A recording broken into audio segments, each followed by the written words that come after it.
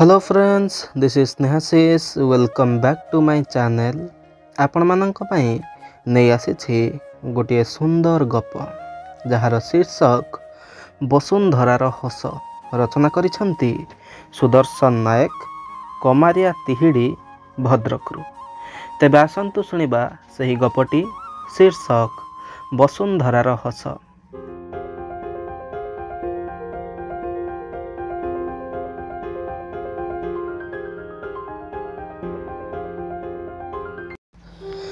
मृदंगर ताले ताले नाची उठिला रूपवती वसुंधरांक पादर घुंगुर।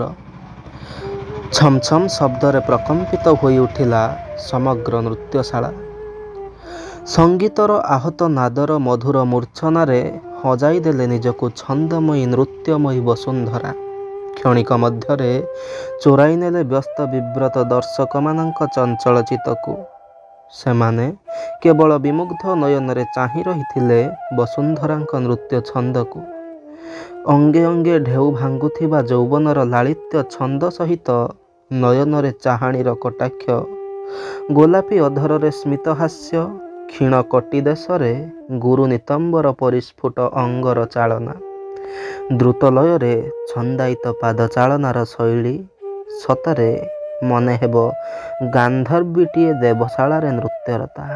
भूली जाइथिले दर्शक मंडली निजर वास्तव कर्मक्षेत्र को। उपभोग करुथिले नृत्यरता वसुंधरांक रससिक्त नृत्य भरी रहिथिबा प्रत्येक अंगर लालित्य छंद को परिस्फुट अंग चालनारू बारी हेउथिला। शिल्पी कौन कहिबाकू चाहे ता नृत्याभिनय माध्यम रे आखिरे पलक पड़िबार अवकाश नहीं, कारण पलक मात्रके केते कौन कहि जाउथिले शिल्पी तांक अभिनय रे। करताली रे कंपी उठुथिला नृत्यशाला।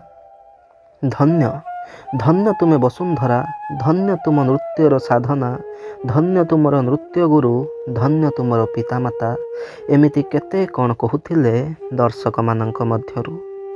गुरुजन माने आशीर्वाद देही कहूथिले तुमे सारा भारत रे दिने श्रेष्ठ नृत्य शिल्पीटीए हेब। समस्तंक मुहरे भूरी भूरी प्रशंसा आउ पुरस्कार फूलमाଳ, करतालीर संबर्धना। मु नीरव द्रष्टा साजी केवल देखुथिली आउ भगवानंक पाखरे आशीर्वाद भिक्षा करुथिली वसुंधरांक पई, आउ निजको कृत्य कृत्य मने करुथिली वसुंधरांक नृत्य को उपभोग करी। बेस किछि दिन परे मु आउ थरे सुजोग पाइथिली वसुंधरांक नृत्य को उपभोग करिबा पई, किंतु खोला मंच उपरे नुहे, दूरदर्शनर रंगीन परदा उपरे। से दिनर नृत्य रे थिला एक नियारा आनंद, कारण संपूर्ण नृत्यटी आधारित जगन्नाथ संस्कृति उपरे। जगतर नाथ श्री जगन्नाथंकर श्रेष्ठ भक्त श्रेष्ठ कवि जयदेवंक कृत गीत गोविंदर गोटिए पंक्ति। गीतटी हला ललिता लबंग लता परिशीलन कोमल मलय समीरे। दूरदर्शन रे सुगायिकांक कंठरू झरी आसुथिला अमृतर स्वर, गीत सहित विभिन्न प्रकार स्वर जंत्रर सहयोगिता। पाखवाज बादक मानंकर वाद्यर ताले ताले जीवंत होई उठिथिला नृत्य संगीत। गीतर प्रत्येक शब्द, छंद और रसर आवेगमय अभिनय न देखिले हुएत विश्वास करि हेब नाही। वसुंधरा जेमिति देवदासीटीए साजी जगन्नाथंक पाखरे निजको समर्पण करिथिले एवं सही समर्पण भावर आवेग मूर्छना भक्ति रसकु एते अमृतमय करिथिला। सतरे जगतर नाथ जगन्नाथ दारुब्रह्म रूपी भगवान साकार उपरे सेठारे विराजमान करिथिले जेमिति। मु भाव विहोलित होई चाहि रही थाए वसुंधरांक नृत्य पराकाष्ठा को। देवदासीटीए साजी निजको समर्पण करिथिले वसुंधरा श्री जगन्नाथंक पाखरे, आउ मु निजको समर्पण करिथिली छंदमयी रूपमयी वसुंधरांक नृत्य निकटरे।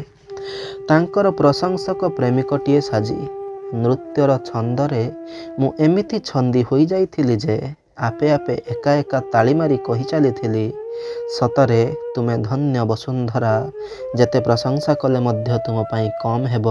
बास ता परठू ମୁଁ କେବେ ବସୁନ୍ଧରାଙ୍କ ପାଦରେ ଘୁଙ୍ଗୁର ବାନ୍ଧିବାର ଦେଖି ନାହିଁ କି ଘୁଙ୍ଗୁର ବାଜିବାର ଶୁଣି ନାହିଁ। ମୁଁ ଯେତେବେଳେ ଦେଖିଛି କେବଳ ନୀରବ, ଆଖିରେ ନାହିଁ ସ୍ୱପ୍ନ, ଓଠରେ ନାହିଁ ହସ। ଦୃଷ୍ଟି ଏକ ଲକ୍ଷ୍ୟହୀନ ଦୂର ଦିଗନ୍ତକୁ, ଅସଜଡ଼ା କେଶ, ପୋଷାକରେ ନାହିଁ ଚାକଚକ୍ୟତା, ଭାବନାରେ ବୁଡ଼ି ରହିଥିବା ଉଦାସୀ ନୟନ। ମୁଁ କେତେଥର ଭାବିଛି ବସୁନ୍ଧରାଙ୍କୁ ଆଜି ନିଶ୍ଚିତ ପଚାରିବି, କାରଣ ମୁଁ ତାଙ୍କ ନୀରବତା ସହିପାରୁନଥିଲି। ତାଙ୍କ ନୀରବତା ମୋତେ ଅସ୍ତବ୍ୟସ୍ତ କରୁଥିଲା। ମୁଁ ବସୁନ୍ଧରାଙ୍କୁ ଏତେ ଭଲ ପାଇସାରିଥିଲି ଯେ ପ୍ରତିଦିନ ଥରେ ନ ଦେଖିଲେ ରହିପାରୁନଥିଲି। ତାଙ୍କ ନୃତ୍ୟର ଶୈଳୀ, ତାଙ୍କ ଅଙ୍ଗଭଙ୍ଗୀ ଚାହାଣୀ ପ୍ରତି ମୁହୂର୍ତ୍ତରେ ମୋ ମାନସ ପଟରେ ନାଚି ଉଠୁଥିଲା। ମୁଁ କେବେ ସାହସ କରି କହିପାରୁନଥିଲି ଯେ ମୁଁ ତୁମକୁ ଭଲ ପାଏ, ତୁମ ନୃତ୍ୟକୁ ଭଲ ପାଏ, ତୁମକୁ ବିବାହ କରିବାକୁ ଚାହେଁ, ତୁମକୁ ଶ୍ରେଷ୍ଠ ନୃତ୍ୟଶିଳ୍ପୀଟିଏ କରିବାକୁ ଚାହେଁ। ଏମିତି କେତେ କ'ଣ ଚିନ୍ତା ଭାବନା ପାଣି ଫୋଟକା ପରି ମିଳାଇ ଯାଉଥିଲା ତାଙ୍କ ନୀରବ ନିଷ୍ପ୍ରଭ ଚାହାଣୀର ଦୃଷ୍ଟିଭଙ୍ଗୀରେ। ସବୁ ସ୍ୱପ୍ନ, ସବୁ ଚିନ୍ତା ଭାବନା, କଳ୍ପନା ଜଳ୍ପନା କ୍ଷଣିକ ମଧ୍ୟରେ ସମୁଦ୍ର ଜୁଆର ପଡ଼ି ମାରି ଆସି ପୁଣି ଭଟ୍ଟା ପଡ଼ିଯାଉଥିଲା। ମନ ଫିକା ପଡ଼ିଯାଉଥିଲା। ଜୁଆର ଛାଡ଼ିଗଲା ପରେ କେବଳ ବାଲିଗରଡ଼ା ଭିତରେ ମଲା ଶାମୁକା ସାଜି ପଡ଼ି ରହୁଥିଲା। ମନକୁ ମନ ପ୍ରଶ୍ନ କରୁଥିଲା, ଉତ୍ତର ଖୋଜୁଥିଲା। କୌଣସି ଉତ୍ତର ନ ପାଇ ପୁଣି ପ୍ରଶ୍ନରେ ବୁଡ଼ି ଯାଉଥିଲା। କ'ଣ ହୋଇପାରେ ନୀରବତାର ଉତ୍ତର? କ'ଣ ହୋଇପାରେ ସମାଧାନର ରାସ୍ତା? ସମାଧାନର ରାସ୍ତା ଖୋଜି ଖୋଜି ହଜାଇ ଦେଉଥିଲି ଅସୁମାରୀ ସ୍ୱପ୍ନକୁ। ଏକଦା ଏହି ହଜିବା ଖୋଜିବା ଭିତରେ ମୁଁ ସ୍ଥିର କରିଦେଲି ଯେକୌଣସି ଉପାୟରେ ମୋ ମନର କଥା, ମୋ ହୃଦୟର କଥା ଯେମିତି ହେଲେ ଜଣାଇବାକୁ ପଡ଼ିବ ବସୁନ୍ଧରାଙ୍କୁ ଓ ଶେଷରେ ସାବ୍ୟସ୍ତ କଲି ଚିଠିଟିଏ ଲେଖି ଜଣାଇବି ଏବଂ ଲେଖିଲି ମଧ୍ୟ। ସ୍ନେହର ବସୁନ୍ଧରା, ତୁମର ବିନା ଅନୁମତିରେ ଯଦି କିଛି ଭୁଲ କରୁଥାଏ କ୍ଷମା ଦେବ, କାରଣ ମୁଁ ତୁମର ନୀରବତା ସହିପାରୁନାହିଁ। ନୀରବତାର କାରଣ ପଚାରିବାକୁ ସାହସ ମଧ୍ୟ କରିପାରୁନାହିଁ। ମୁଁ ତୁମକୁ ଭଲ ପାଏ, ତୁମର ନୃତ୍ୟ ପାଇଁ, ତୁମ ପ୍ରତି ଆକୃଷ୍ଟ ହୋଇ ମୁଁ ତୁମକୁ ବିବାହ କରିବାକୁ ଚାହେଁ। ମୁଁ କଥା ଦେଉଛି ତୁମର ନୃତ୍ୟ ପ୍ରତି ଥିବା ଅନୁରାଗ ପାଇଁ ମୁଁ କେବେ ବାଧା ଦେବି ନାହିଁ, ବରଂ ତୁମକୁ ସାରା ଭାରତରେ ଶ୍ରେଷ୍ଠ ନୃତ୍ୟଶିଳ୍ପୀଟିଏ କରିବା ପାଇଁ ମୁଁ ଚେଷ୍ଟା କରିବି। ଆଶା କରେ ନିରାଶ କରିବ ନାହିଁ। ତୁମର ମତାମତ ପାଇଁ ମୁଁ ଆସନ୍ତାକାଲିକୁ ଅପେକ୍ଷା କରି ରହୁଛି। ଇତି ଆକାଶ। ଚିଠିଟିକୁ ହାତରେ ଧରି ବସୁନ୍ଧରାର ମେଜ୍ ପାଖକୁ ଗଲି। ମନରେ ସାହସ ଧରି ବସୁନ୍ଧରା ବସିଥିବା ଝରକା ବାଟେ ଭିତରକୁ ପକାଇ ଦେଇ ଖୁବ୍ ଶୀଘ୍ର ଫେରି ଆସିଲି। ରାତିରେ ଶୋଇପାରିଲି ନାହିଁ। ଅପେକ୍ଷା କରୁଥିଲି ଆସନ୍ତାକାଲିର ସୂର୍ଯ୍ୟୋଦୟକୁ, ସବୁ ସମସ୍ୟା ସମାଧାନର ବାଟକୁ, ବହୁତ ଦିନର ଅପେକ୍ଷାର ନୂଆ ସକାଳକୁ। ସତରେ କ'ଣ ବସୁନ୍ଧରା ମୋ କଥାରେ ରାଜି ହେବ? ନିରାଶ କରିବ ନାହିଁ ତ? ଏମିତି କେତେ କ'ଣ ପ୍ରଶ୍ନର ବୁଢ଼ିଆଣୀ ଜାଲରେ ଛନ୍ଦି ହୋଇଯାଉଥିଲି। ମନେ ମନେ ଭଗବାନଙ୍କ ପାଖରେ ଭୋଗ ମାନସିକ କରୁଥିଲି। ମନରେ ଅନେକ ଆଶା, ଉଦ୍ଦୀପନା, ଭୟ, ସଙ୍କୋଚ, ଆବେଗର ଫେଣ୍ଟା ଫେଣ୍ଟି ଭାବନାରେ ନୂତନ ସୂର୍ଯ୍ୟୋଦୟ ବିଛାଡ଼ି ଦେଲା ଧରାପୃଷ୍ଠରେ ତାର ସୋନେଲି କିରଣ। କାଳ ବିଳମ୍ବ ନ କରି ତରବରରେ ନିତ୍ୟକର୍ମ ସାରି ପ୍ରସ୍ତୁତ କଲି ନିଜକୁ ବସୁନ୍ଧରା ମେସ୍ ପାଖକୁ ଯିବା ପାଇଁ। ଛାତି ଭିତରଟା ଏକ ଅଜଣା ଭୟରେ ଥରି ଉଠୁଥାଏ। କାଳେ ଯଦି ବସୁନ୍ଧରା ମୋତେ କିଛି କହିଦେବ କିମ୍ବା ମୋତେ ଅପମାନିତ କରିବ, କ'ଣ କରିବ? କ'ଣ କରିବି ବୋଲି ମୁଁ ନିଜକୁ ପ୍ରସ୍ତୁତ କରୁଥିଲି ମାନସିକ ଭାବରେ। ଭାବନାର ସନ୍ତର୍ପଣ ଭିତରେ ପହଞ୍ଚି ଯାଇଥିଲି ମେସ୍ ପାଖରେ। କିନ୍ତୁ ଏ କ'ଣ? ବସୁନ୍ଧରା ରୁମ୍ର ଝରକା କବାଟ ବନ୍ଦ। ହାତ ଘଣ୍ଟାକୁ ଚାହିଁଲି। ସମୟ 8:30। ତାହେଲେ କ'ଣ ବସୁନ୍ଧରାର ସକାଳର ନିତ୍ୟକର୍ମ ସରିନାହିଁ? ଅପେକ୍ଷା କରିବା ପାଇଁ ବସି ପଡ଼ିଲି ବାରଣ୍ଡାରେ। ହଠାତ୍ ଆଶ୍ଚର୍ଯ୍ୟର ସୀମା ରହିଲା ନାହିଁ। କବାଟରେ ବାହାର ପଟୁ ଝୁଲୁଛି ତାଲା। ଚାରିଆଡ଼େ ଚାହିଁଲି। ତାହେଲେ ସେ କ'ଣ ଅନ୍ୟ ମେସ୍ର ସାଙ୍ଗମାନଙ୍କ ପାଖକୁ ଚାଲିଯାଇଛି? ନା, କେବେ ସମ୍ଭବ ନୁହଁ। ଝରକା ବାଟେ ଭିତରକୁ ଚାହିଁଲି। ଝରକା ବନ୍ଧ ଉପରେ ଖୋସା ଯାଇଥିଲା ଛୋଟିଆ କାଗଜ ଖଣ୍ଡିଏ। ତରବରରେ ଆଣି ଦେଖିଲି ତା ଭିତରେ ଚିଠିଟିଏ ଲେଖାଥିଲା। ଏକା ନିଶ୍ୱାସରେ ପଢ଼ିଗଲି। ଲେଖାଥିଲା, ଆପଣଙ୍କର ସୁମତାମତ ପାଇଁ ମୁଁ ଆପଣଙ୍କ ନିକଟରେ କୃତଜ୍ଞ। ଦୁଃଖର ବିଷୟ, ମୁଁ ଆପଣଙ୍କ ଭଳି ବନ୍ଧୁ ପାଇ ମଧ୍ୟ ଆପଣଙ୍କୁ ହରାଇବାକୁ ପଡ଼ୁଛି। ତେଣୁ ମୋତେ କ୍ଷମା କରିଦେବେ। ମୁଁ ଆପଣଙ୍କୁ ବିବାହ କରିପାରିବି ନାହିଁ। ଆଉ ମୁଁ ବିଶେଷ ଭାବରେ ଦୁଃଖିତ। ମୁଁ କେବେ ପାଦରେ ଘୁଙ୍ଗୁର ମଧ୍ୟ ବାନ୍ଧିପାରିବି ନାହିଁ। ମୁଁ ଏକ ଅଭିଶପ୍ତା ଶିଳ୍ପୀଟିଏ, କାରଣ ମୁଁ ଘୁଙ୍ଗୁରର ମର୍ଯ୍ୟାଦା ନଷ୍ଟ କରିବି ନାହିଁ। ସାରା ଜୀବନ ସାଇତି ରଖିବି ମୋ ପାଦର ଘୁଙ୍ଗୁରକୁ। ଘୁଙ୍ଗୁର ମୋ ପାଇଁ ଶ୍ରେଷ୍ଠ, ମୋର ସାଧନା, ମୋର ତପସ୍ୟା। ଘୁଙ୍ଗୁରକୁ ପୂଜା କରିବି, ହେଲେ ପାଦରେ ବାନ୍ଧି ପାରିବି ନାହିଁ। ବୁଝିବାକୁ ଚେଷ୍ଟା କରିବେ, ମୋତେ ଘୃଣା କରିବେ ନାହିଁ। ଏତିକି ଜାଣନ୍ତୁ, ଦୂରଦର୍ଶନରେ ଦେବଦାସୀ ସିରିଏଲରେ ମୁଁ ଦେବଦାସୀ ଭୂମିକାରେ ଅଭିନୟ ପାଇଁ ପ୍ରତିଦିନ ରିହର୍ସାଲକୁ ଯାଉଥିଲି ଏବଂ ଠିକ୍ ସମୟରେ ଆସୁଥିଲି। ଆମର ଶେଷ ରିହର୍ସାଲ ଦିନ ରେକର୍ଡ଼ିଂ ସରୁ ସରୁ ଟିକେ ଡେରି ହୋଇଗଲା। ତାପରେ ଆମର ଖିଆପିଆ ସାରି ମୋତେ କାରରେ ମେସ୍କୁ ଛାଡ଼ିବା ପାଇଁ ଆସିଲେ। କାରରେ କିଛି ସମୟ ବସିବା ପରେ ମୋ ମୁଣ୍ଡ ଟିକେ ଟିକେ ଘୂରାଇଲା, ହାତ ଗୋଡ଼ ନିସ୍ତେଜ ହୋଇଗଲା। ମୋ ପାଟିରୁ କିଛି କଥା ବାହାରିଲା ନାହିଁ। ମୋ ଆଖି ଜାଲୁ ଜାଲୁଆ ହୋଇ ବନ୍ଦ ହୋଇଗଲା। ତାପରେ ମୋତେ କେତେଜଣ ଉପଭୋଗ କରିଛନ୍ତି ମୁଁ ଜାଣେନା। ମୋର ପ୍ରତିବାଦ କରିବାର ଶକ୍ତି ନଥିଲା, କେବଳ ମୁଁ ପଡ଼ି ରହିଥିଲି। ବାସ୍, ମୁଁ ଆଉ କିଛି କହିପାରିବି ନାହିଁ। ଆପଣଙ୍କୁ ଦେଖା କରିବା ପାଇଁ ମୁଁ ଚାହୁଁନାହିଁ, କାରଣ ମୁଁ ଅଭିଶପ୍ତା କଳଙ୍କିନୀ ପାଲଟି ଯାଇଛି। ମୁଁ ବହୁ ଦୂରକୁ ଚାଲି ଯାଉଛି, ଯେମିତି ଆପଣଙ୍କ ସହିତ ଭେଟ ନ ହେଉ। କ୍ଷମା କରିବେ, ମୁଁ ଆଉ ପାଦରେ ଘୁଙ୍ଗୁର ବାନ୍ଧି ପାରିବି ନାହିଁ କି ଆପଣଙ୍କୁ ବିବାହ କରିପାରିବି ନାହିଁ, କାରଣ ବିବାହ କରିବାର ସମସ୍ତ ରାସ୍ତା ମୋ ପାଇଁ ବନ୍ଦ ହୋଇଯାଇଛି। ମୁଁ ଏକ ପିତୃ ପରିଚୟହୀନ ସନ୍ତାନର ମା' ହେବାକୁ ଯାଉଛି, ଆଉ ସେ ଅନାଗତ ଶିଶୁକୁ ଜନ୍ମ ଦେବାକୁ ଚାହେଁ। ଭୁଲ ବୁଝିବେ ନାହିଁ। ଇତି ବସୁନ୍ଧରା। ଚିଠିଟିକୁ ପଢ଼ି ସାରିବା ପରେ ମୋତେ ଚାରିଆଡ଼େ ଅନ୍ଧାର ଦେଖାଗଲା। ପାଦ ତଳର ପୃଥିବୀଟା ଘୂରିବାକୁ ଲାଗିଲା। ସବୁ ଆଶା ଆକାଂକ୍ଷା ପାଣି ଫୋଟକା ପରି ଫୁଟିଗଲା। ମୁଁ କିଛି ସମୟ ପାଇଁ ସ୍ଥାଣୁ ପାଲଟିଗଲି। ସେଇ ମେସ୍ ବାରଣ୍ଡାରେ ବସି ବସି ଭାବୁଥିଲି, କ'ଣ କରିବି, କ'ଣ ନ କରିବି। କେଉଁଠି ଖୋଜି ପାଇବି ବସୁନ୍ଧରାକୁ।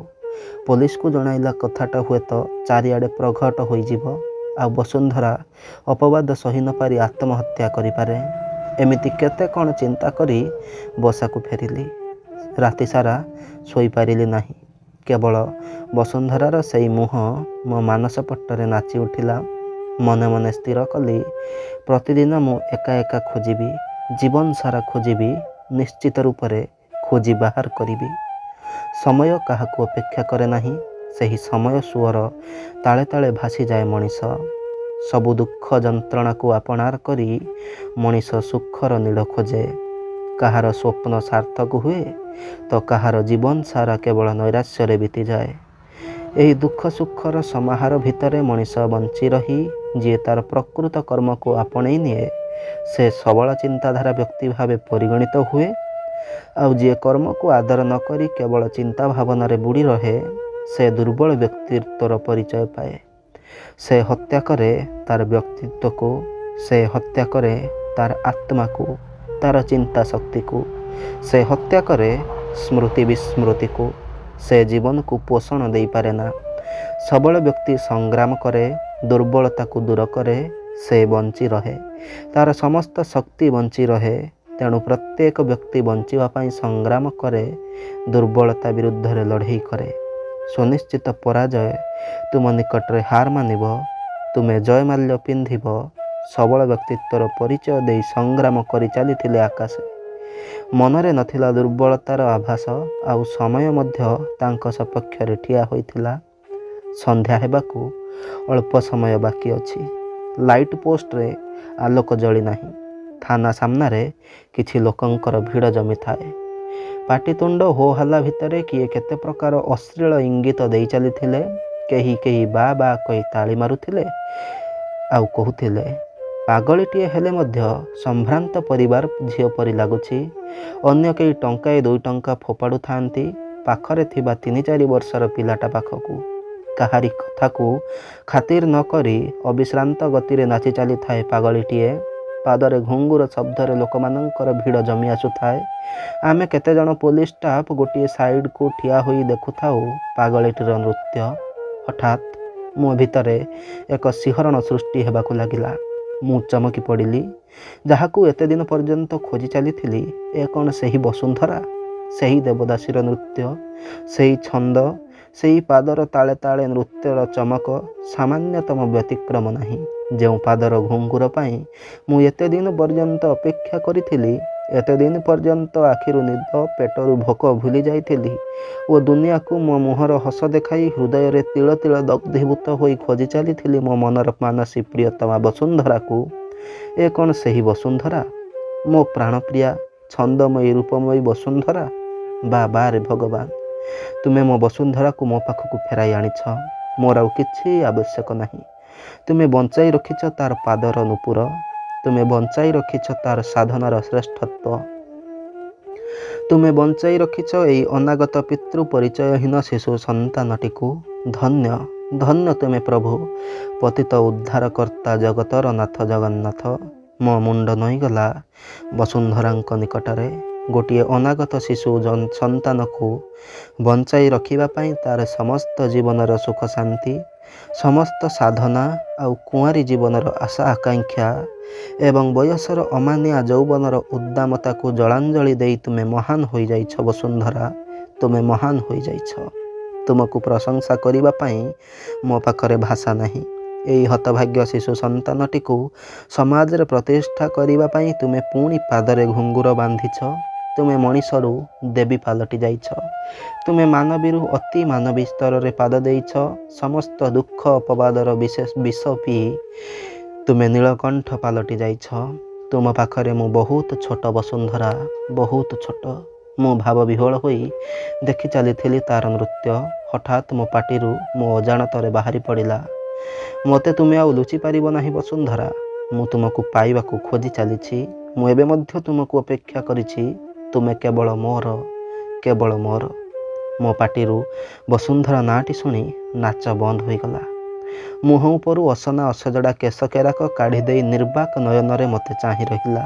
ତା ପାଟିରୁ ବାହାରି ଆସିଲା, ଆପଣ ଆସିଛନ୍ତି ଆକାଶ ବାବୁ, ଆପଣ ଫେରି ଯାଆନ୍ତୁ। ଏ ପିଲାଟି କିଏ ଆଉ ତାର ପିତୃତ୍ୱର ପରିଚୟ କ'ଣ ଜାଣନ୍ତି? ଆପଣ ଜଣେ ଭଦ୍ର ପ୍ରତିଷ୍ଠିତ ପୋଲିସ ଅଫିସର। ସମାଜରେ ପ୍ରତିଷ୍ଠା ଅଛି। ଆପଣ ଫେରି ଯାଆନ୍ତୁ ଆକାଶ ବାବୁ। ମୋତେ ଏଇମିତି ବଞ୍ଚିବାକୁ ଦିଅନ୍ତୁ। ଆପଣଙ୍କୁ ବହୁତ ବହୁତ ଧନ୍ୟବାଦ, ମୋତେ ମନେ ରଖିଛନ୍ତି। ଏତିକିରେ ଆଖି ଛଳ ଛଳ ହୋଇ ବୋଇ ଆସିଲା ଲୁହଧାର ଏବଂ ଉଚ୍ଚ ସ୍ୱରରେ ହସି ଉଠିଲା ବସୁନ୍ଧରା। ମୁଁ ନିଜକୁ ଅଟକାଇ ପାରିଲି ନାହିଁ। ଅନାଥ ଶିଶୁଟିକୁ ଉଠାଇ ଆଣିଲି ମୋ କାନ୍ଧ ଉପରକୁ।